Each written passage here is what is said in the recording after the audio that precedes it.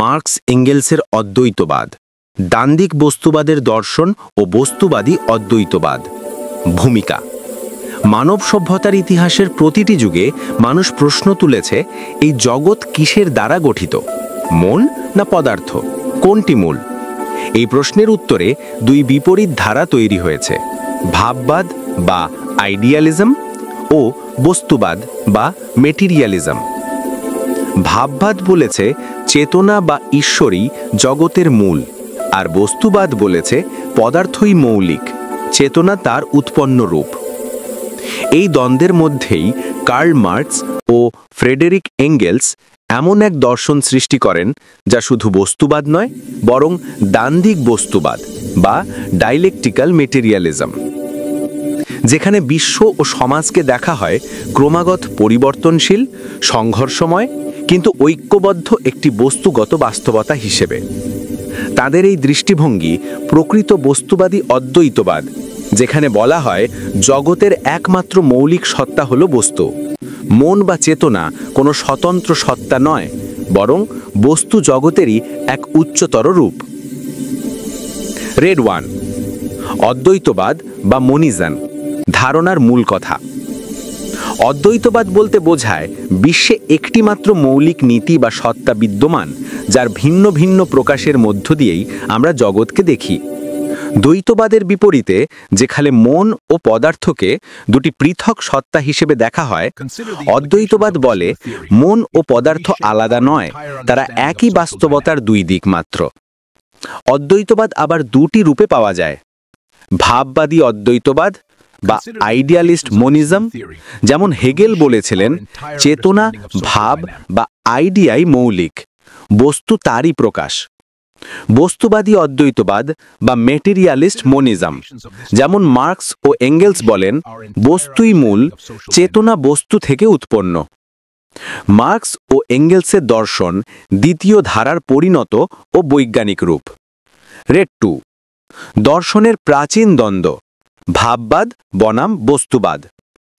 প্রাচীন যুগ থেকেই দর্শন দুটি ধারায় বিভক্ত।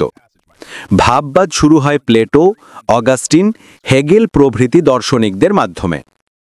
বস্তুবাদ বিকশিত হয় ডেমোক্রিটাস, এপিকিউরাস, পরে ফায়ারবাখ ও মার্কসদের মাধ্যমে। ভাববাদ বলতো চেতনা, ভাব বা আইডিয়া এই অদৃশ্য শক্তিগুলোই বাস্তব। বস্তুবাদ বলতো পদার্থ ও প্রকৃতি ছাড়া কিছুই নেই, চেতনা তারই ফল। এই দ্বন্দ্বই মানব চিন্তার মেরুদণ্ড।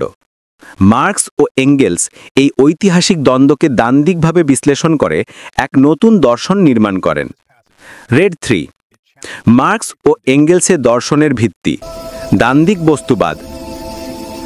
মার্কস ও এঙ্গেলস হেগেলীয় দর্শনের ভিত্তি থেকে শিক্ষা নিয়েছিলেন, কিন্তু হেগেল ছিলেন ভাববাদী।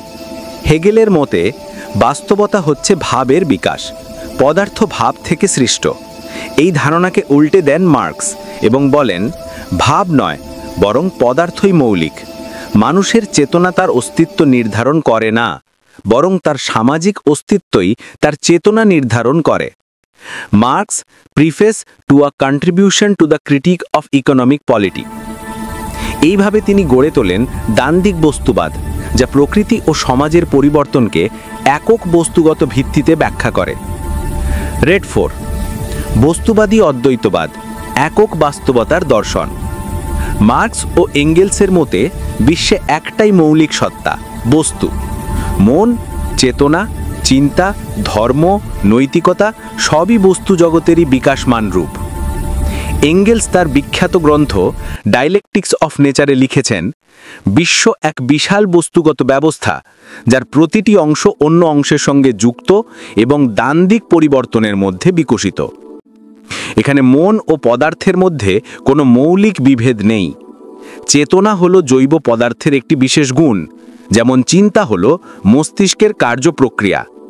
এইভাবে মার্কস ও এঙ্গেলস বলেন মন ও পদার্থের ঐক্যই বাস্তবের সত্যরূপ। এটাই বস্তুবাদী অদ্বৈতবাদ। 5, দ্বান্দ্বিকতা পরিবর্তনের মূল সূত্র। মার্কস এঙ্গেলসের বস্তুবাদ স্থবির নয়, দ্বান্দ্বিক। তারা হেগেলের দ্বান্দ্বিক পদ্ধতিকে ভাববাদ থেকে মুক্ত করে বাস্তবে প্রয়োগ করেন। দ্বান্দ্বিকতার 3টি মৌলিক সূত্র হল: 1, বিরোধের ঐক্য ও সংগ্রাম, unity and struggle of opposites. প্রতিটি জিনিসের মধ্যেই বিপরীত শক্তি থাকে, যেমন সৃষ্টি ও বিনাশ, পজিটিভ ও নেগেটিভ। এই বিরোধী পরিবর্তনের চালিকা শক্তি। 2.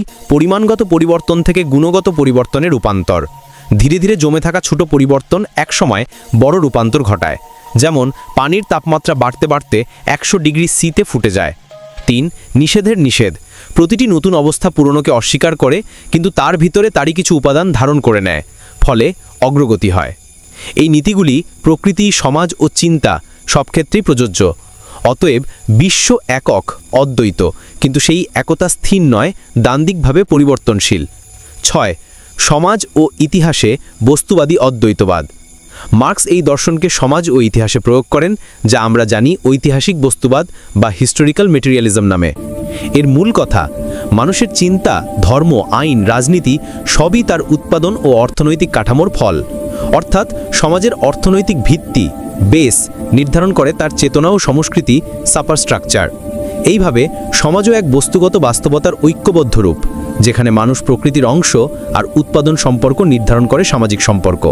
মার্কস এঙ্গেলসের এই ব্যাখ্যা একেবারে বৈজ্ঞানিক অর্থে অদ্বৈতবাদী।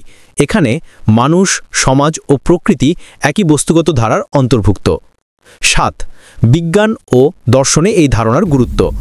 মার্কস এঙ্গেলসের অদ্বৈতবাদ আধুনিক বিজ্ঞানের সঙ্গে গভীরভাবে সংযুক্ত। তারা দেখান জগতের সমস্ত বৈচিত্র্য, প্রাণ, চিন্তা, সমাজ সবই বস্তুগত প্রক্রিয়ার ফল। এই দৃষ্টিভঙ্গি পদার্থবিজ্ঞানে এনার্জি কনজারভেশন, জীববিজ্ঞানে উদ্ভব তত্ত্বে, মনোবিজ্ঞানে চেতনার নিউরোবায়োলজিক উৎস প্রভৃতিতেও প্রতিফলিত হয়। এঙ্গেলস লিখেছিলেন, বস্তু চেতনা উৎপন্ন করে যেমন মস্তিষ্ক চিন্তা উৎপন্ন করে, তাই চিন্তার উৎস বস্তুই। Dialectics of nature. এইভাবে মার্কসীয় দর্শন মন, বস্তু, ঈশ্বর, প্রকৃতি, আত্মা, দেহ সব দ্বৈততাকে অস্বীকার করে একক যুক্তিসম্মত বৈজ্ঞানিক ব্যাখ্যা দেয়। 8. ভাববাদী অদ্বৈতবাদ থেকে পার্থক্য। হেগেল বা বৌদ্ধ দর্শনেও কিছু অদ্বৈতবাদ পাওয়া যায়, কিন্তু তাদের মূল চরিত্র ভাববাদী। তাদের মতে চেতনা বা আত্মবোধই সর্বোচ্চ সত্য, কিন্তু মার্কস ও এঙ্গেলসের অদ্বৈতবাদ সম্পূর্ণ বিপরীত। তারা বলেন বিষয়ে ভাববাদী অদ্বৈতবাদ, বস্তুবাদী অদ্বৈতবাদ, মূল সত্তা চেতনা বা ভাব, বস্তুবাদী অদ্বৈতবাদ পদার্থ, জগতের প্রকৃতি, ভাবের প্রকাশ, বস্তুবাদী অদ্বৈতবাদ বস্তুগত, পরিবর্তনের কারণ, দৈবীয় বা মানসিক শক্তি, বস্তুবাদী অদ্বৈতবাদ বস্তুগত বিরোধ ও গতি। দর্শনের ধরন অতিপ্রাকৃত, ধর্মীয়, বস্তুবাদী অদ্বৈতবাদ বৈজ্ঞানিক, দ্বান্দ্বিক। প্রতিনিধি হেগেল, বৌদ্ধ দর্শন, বস্তুবাদী অদ্বৈতবাদ মার্কস, এঙ্গেলস, লেনিন। এই পার্থক্যই মার্কসীয় দর্শনকে বৈজ্ঞানিক বস্তুবাদে রূপান্তরিত করে। 9. মানুষের অবস্থান প্রকৃতির অংশ, আলাদা নয়। বস্তুবাদী অদ্বৈতবাদের আরেকটি মৌলিক দিক হলো মানুষের স্থান নির্ধারণ। মানুষ প্রকৃতির বাইরে কোনো দেবসত্তা নয়, বরং প্রকৃতিরই অংশ, তারই সর্বোচ্চ বিকাশ রূপ। প্রকৃতির পদার্থ থেকেই জীবনের উদ্ভব, জীবনের মধ্য থেকেই চেতনার বিকাশ। মানুষ প্রকৃতিকে পরিবর্তন করে, কিন্তু সেই পরিবর্তনও বস্তুগত প্রক্রিয়ারই অংশ। অতএব মানুষ প্রকৃতি সম্পর্ক অদ্বৈত, বিরোধময় অনেক ঐক্যবদ্ধ। 10.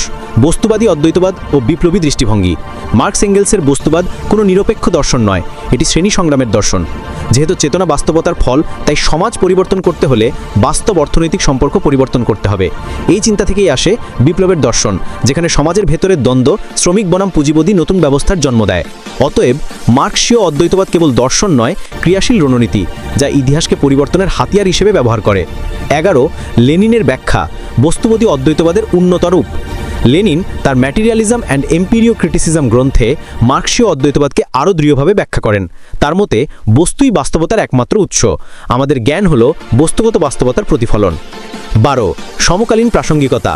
আজকের তথ্য প্রযুক্তির যুগেও মার্কসীয় বস্তুবাদী অদ্বৈতবাদ প্রাসঙ্গিক, কারণ এটি মানুষকে ঈশ্বর বা ভাগ্যের অধীন করে না, বরং নিজস্ব ক্রিয়ার শক্তি দেয়।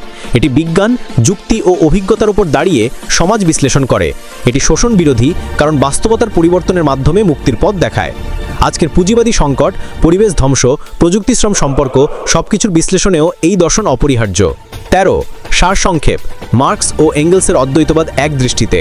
বিষয় বিশ্লেষণ, দর্শনের ধরন দ্বান্দ্বিক বস্তুবাদ, মূল সত্তা বস্তু, ম্যাটার, চেতনার উৎস বস্তুগত মস্তিষ্ক ও সামাজিক ক্রিয়া, পরিবর্তনের মূলনীতি, বিরোধের ঐক্য, পরিমাণ গুণ রূপান্তর, নিষেধের নিষেধ, সমাজের ব্যাখ্যা, ঐতিহাসিক বস্তুবাদ, মানুষের স্থান, প্রকৃতির অংশ, উৎপাদক সত্তা, লক্ষ্য, সমাজের বৈজ্ঞানিক পরিবর্তন, প্রকৃতি ঐক্যবদ্ধ, পরিবর্তনশীল ও দ্বান্দ্বিক, দর্শনের চরিত্র বৈজ্ঞানিক, বিপ্লবী, অদ্বৈতবাদী।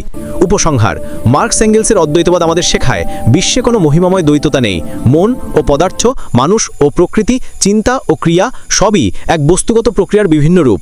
তাদের দ্বান্দ্বিক বস্তুবাদ কেবল দর্শন নয়, মানব মুক্তির বৈজ্ঞানিক রণনীতি। এটি আমাদের শেখায় বাস্তবতা এক কিন্তু পরিবর্তনশীল। এই পরিবর্তনই ইতিহাসের, সমাজের ও চিন্তার প্রাণ শক্তি। অতএব মার্কস এঙ্গেলসের বস্তুবাদী অদ্বৈতবাদ মানব চিন্তার ইতিহাসে এক অমর বৈপ্লবিক অধ্যায়, যা আজও যুক্তি, বিজ্ঞান ও সমাজ পরিবর্তনের সংগ্রামে আলোকবর্তিকা হয়ে আছে।